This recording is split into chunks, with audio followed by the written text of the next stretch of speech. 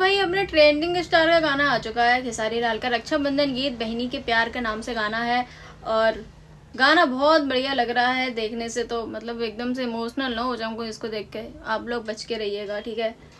फिलहाल स्टार्ट करते हैं। तो भैया आए हैं राखी बंधवाने अपनी बहन के घर। बहन ने इतना अच्छा स्वागत करा है, फूल वूल डाल के कर रही है एकदम से स्वागत, इतना प्यार कर रही है, मतलब टीका कहने जा रही है। के प्यार या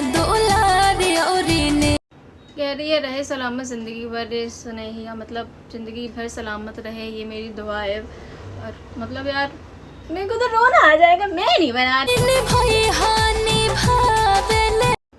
गाना इतना प्यारा है। फिर मुझे ये लग रहा है इस पे केवल 1.5 लाख व्यूज हैं। इतने कम कैसे की व्यूज रह गए यार, गाना इतना प्यारा है ये।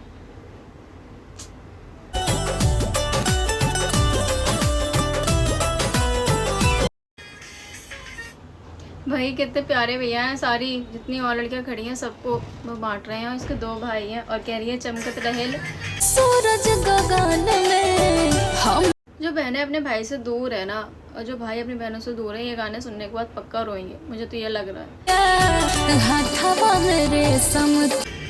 रब्बा कितना ज्यादा ये गाना इमोशनल कर देने वाला है यार।